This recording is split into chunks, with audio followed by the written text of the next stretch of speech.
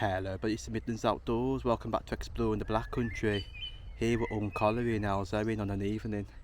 It's very warm today, but I've come here today because this is where coal mining is very interesting, because we've still got some of the buildings to explore.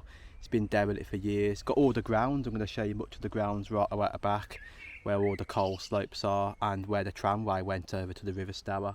Going to be a nice little video. So I'm going to show you the building right the way in front. You imagine this place really does date old to when 1926 the mine closed, around about that date, to 1929 I believe. I think it was 1926, the general miners' strike, and it ended this mine because they couldn't pump the water from the bottom of the shaft. So when Job took over the business, I believe, they never really bothered with this place. It was left derelict ever since. So Hawne colliery has a lot of history. It dates to a New British Iron Company when the Garrett family were actually operating this mine.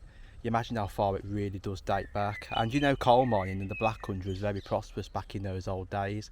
That is actually where the Black Country got its name from. Can you imagine the smoke where we are right now? Would have been a big chimney sticking right the way up. The evidence remains are just right the way behind me with a ton of brick. One thing else, so you can just see Hawne colliery and the stack. That photo is just so interesting to see the buildings where there was and to where the buildings are today. You just see, just right the way in front of me, it's still there. Nature taking back, very derelict landscape. I just love it.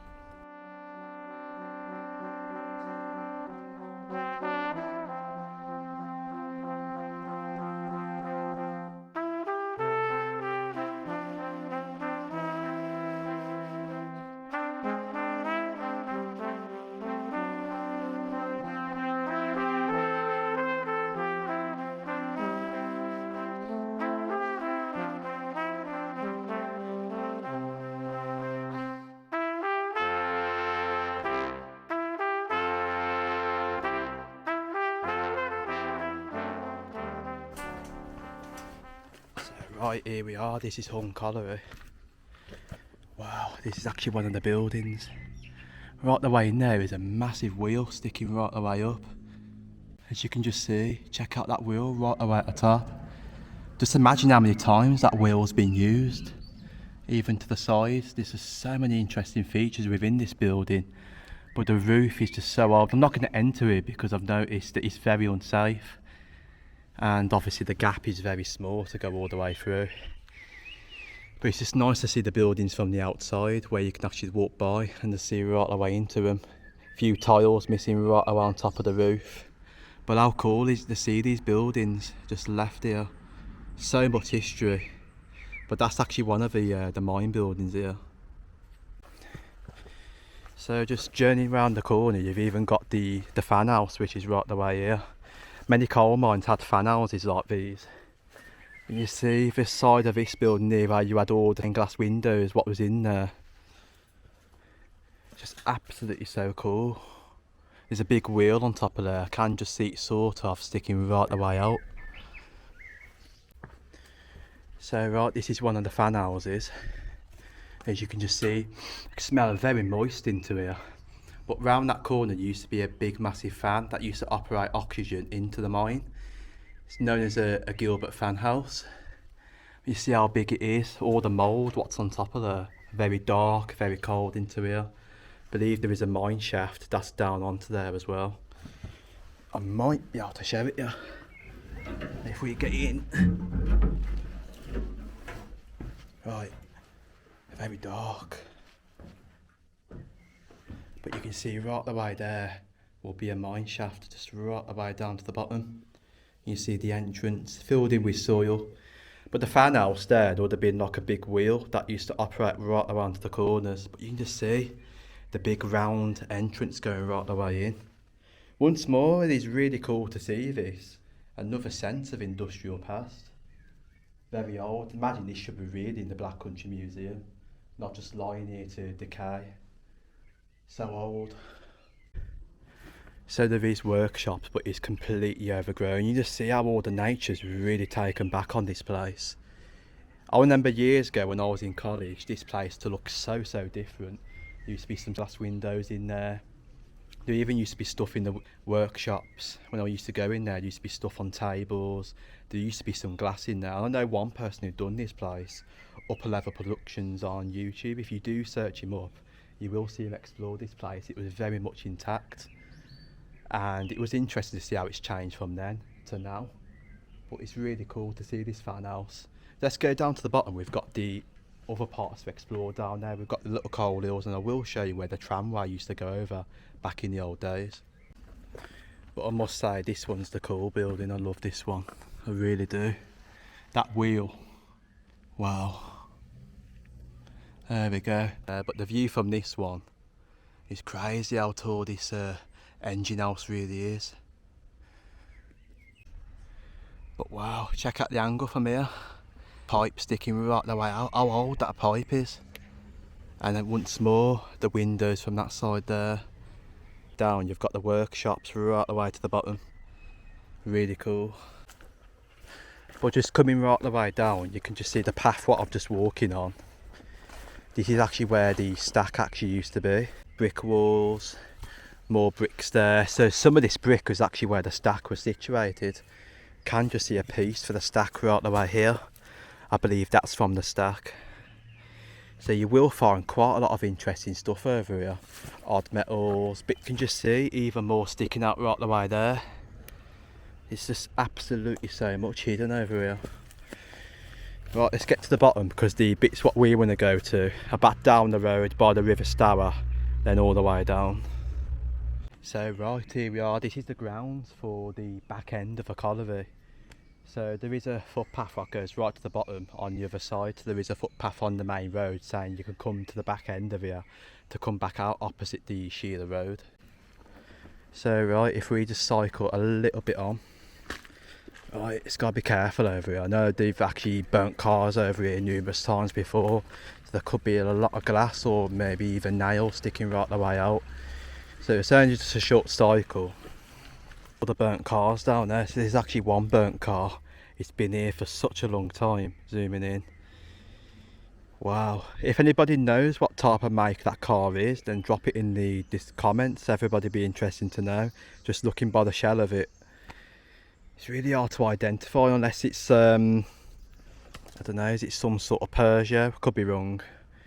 Identify it if you want to in the comments. But that has been there for years. And that's what I mean with past industrial land. This is what happens, vandalism, things being put on land, fires, burnt cars.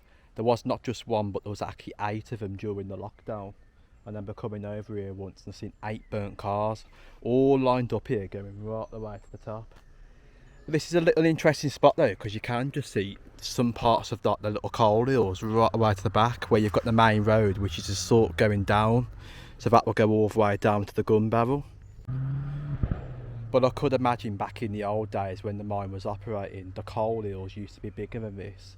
You used to go so high up. Most of the coal was taken away, I believe, or some of it was flattened to make the land of what it is today. Most of the nature has really taken back on this place, it really has. And what makes me wonder with Hawne Colliery, there must have been more than a couple of buildings on there behind me. There must have been some other buildings right away down the back, more stacks I believe. Because I found numerous amounts of brickworks, which I'm going to show you in a little while. Found tons of it. I've even found an old fashioned shoe buried under the soil. But the amount of coal what you find over here is so crazy. Whether some of it fell off the tramway in the old days, or whether some of it is from the coal hills themselves. So I will show you when I get down there. It's not actually too far. You see, it's actually a nice little bit of area. Just imagine the wildlife what's down here. It's absolutely swarming with wildlife in these parts. I just really do love it. So right, here we are. This is actually the place where I found that very old shoe and a ton of coal. It is really overgrown since the last time I've ever come over here, because all this wasn't like this. I believe it was here. We might have to just climb a little bit of this. And you see, it's just taken back by all this like ferns and stuff. Yeah, it was definitely somewhere here. You see all the land here. But yeah, I'm trying to find out where I was. I might be a bit too far away from it, but it was definitely somewhere in the corners here where I found that. It was so cool. I did keep it on a bit of a rock. But yeah, I think we'll get back over there, just go a bit further down. On the floor, all the bricks, so that's definitely giving evidence there must have been many years ago more buildings over here. You see all the different types of brick. And then all the coal hills right the way back in the trees once more. There's some really tall coal hills just right the way back over that side as well. It's really big over this land right the way back. Well, I tell you what, it's absolutely humid at the moment. I'm absolutely warm. But a Coke with me, I might have a drink. So I do know with this place, there used to be something over there. Midlands Veneers, I think it was called, or something like that. It used to be a factory or some sort of unit right the way over there, going back years and years ago. Now it's some sort of like other place at the moment. So here we are, big massive vast open land now. You get more further over the back end of Hawne colliery. Isn't it cool to see the open land like this, how the nature's taken back on this part as well? The ground is very coaly over this section, small grains of coal. And I remember years ago when we used to come with some friends, my dad, we used to come over with a couple of friends to bring some little RC cars over here. It was really cool, I always remember that. We used to come to this section. So wow, vast open land here, you can just see all the land stretching all the way across with all the trees. How the nature's really taken back on the sides of this. It does feel like a nature reserve over here, it really does. You can just see the bottom areas there as well where we got to go to the path in a little while. But it's just so lovely how we can spend hours here. Oh, the ground, very cold, it's very fine coal this is on the ground. But you see all the brick details on the floor, there's so much brick from the industrial past. And even once more, there's very small grains of coal which you can just see. Check out that. So there is a bit of information here, so I thought I'd waited to come down to this section to tell you about it. It does say New Hawne colliery on a 48-acre site to the north and east of Hawne Lane, west of Hawne and stretching south to the main Starbridge Road, was so called to distinguish itself from Old Hawne colliery, which was very close by. It was situated originally close to Hawne House, the home of the early 19th century reformer Thomas Atwood. It belonged to the newly formed New British Iron Company in 1843 and began producing coal in 1864. So it says here the coal and minerals were carried away in trucks on the local railway that spanned the River Stour past Timbertree colliery into the Corngrees railway sidings, where they were tipped into trucks to be carried away. So it says there the minerals were granted a 30-year term with the promise at least one pair of shafts were to be sunk within the 5 years since 1864. This seems to have happened as the date of the engine house that is still standing says 1865. 23rd of June 1873, permission was given to extend the mining area for minerals another 38 acres southwards to include Hawne Bank Farm, as it was believed that huge deposits lay underneath it. Sometime before 1909, the control of the new Hawne colliery passed from New British Iron Company to the family of the Sheila Garrett, the Dudley coal master who owned said farm. On his death in 1893, his son Job carried on the business where it flourished until his death in 1909. The colliery came through the miners' strike of 1921, although rioting did occur by the miners. It says, however, by 1926, general strike finished the mine off altogether due to the fact there was no one to control the flooding of the mines. So it was uneconomical to drain them after the strike. Once the shafts had been cleared and the mine buildings cleared away, the land was left no more or less as it was, now overgrown, with only a huge pit mound showing the formed by mine detritus and ironworks waste. Hawne Bank Farm has gone, but the engine house is still standing, possibly named after Sheila Garrett. It is one of the very few remaining colliery buildings in the area and is also a fine example of circular joinery and the triple arch at the front.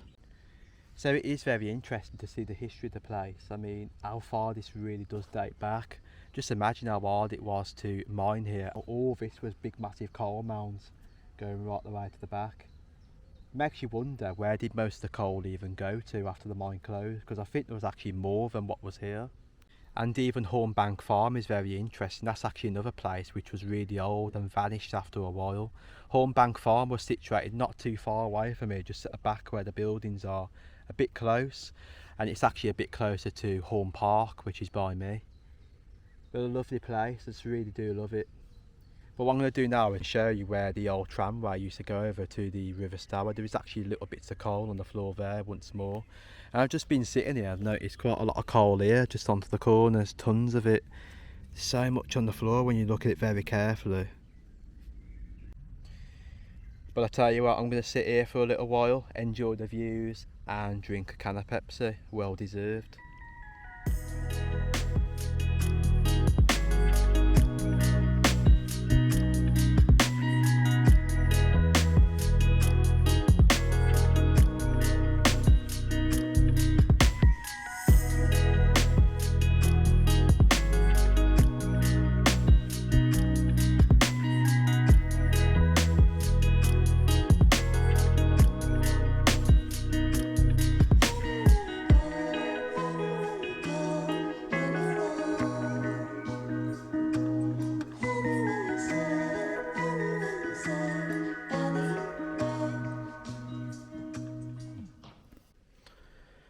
You can just see somewhere here used to be the tramway for Hawne colliery.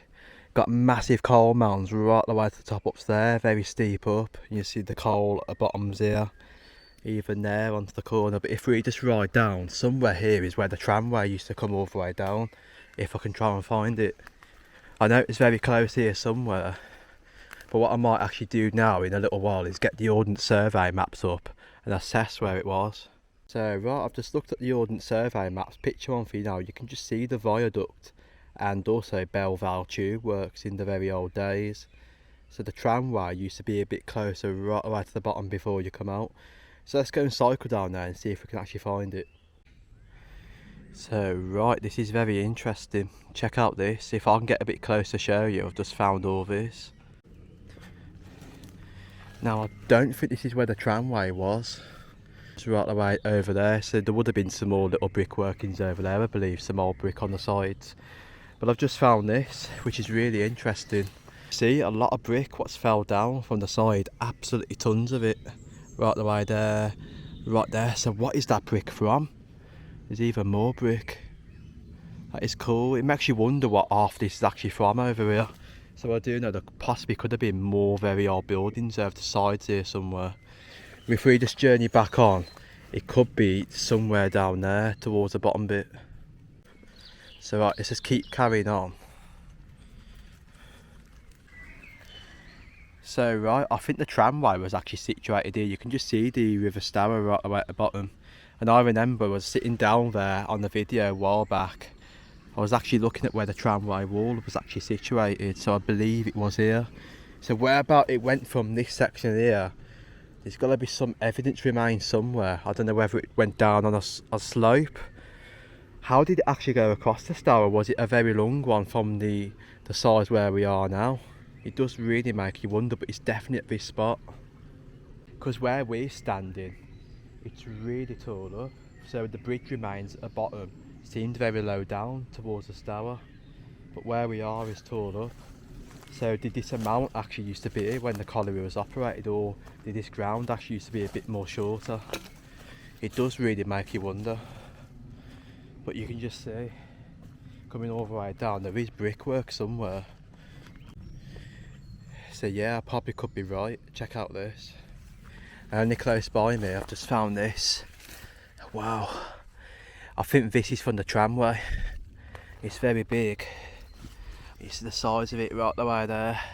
That is actually the same similar brick to what's down the bottom by the Stour. The tramway used to go over. There's actually not just one piece, but there's another piece right around underneath this. So that could be from the tramway. So there we go. It is really interesting, I really do find it fascinating. Once more brick there. So you can just sort of see slight evidence from the industrial past of mining over here. But it is a very interesting place. I really do love to come and check this out. But what I think I might do now is go to the bottom, go over to where those logs are and go and show you from that side, overviewing this side now. but I think we're faced with a slight issue, so let's go down. So I have just noticed, coming all the way down, I don't know whether a tree's fell down. Let's carry straight on. Oh dear. You can just see right the way, there was actually a fox just sitting right the way behind this. But a big massive trees fell right the way down. It's actually blocked all the path. So you just see where it's actually snapped off. So we've had quite a lot of lightning, so that might have been struck by lightning. But not only that, I've just noticed this. So I might be able to get the bike and come round that way to come back down there. I'm going to have a look in a little while. But I've just noticed this, I don't want to get too close to it, but I found a massive bee nest. Look at all the bees entering and coming out of that gap. There's so many bees. If I can get over to there. Look at all the bees up there. That is crazy. All that is covered with bees. I don't want to stand here too long in case I get stung, but that is insane. I'm sure I've seen something similar to this going back a while ago when I was in Halesowen Park. I think they're actually making a nest. So many of them. But you can just see down there the banks of the River Stour, which is right away at the bottom from this corner, very steep down. I'm going to get away with this because there's just a couple of bees heading towards me. Ooh, very dangerous. I don't like messing around with bee nests. I got stung a couple of times in the woods.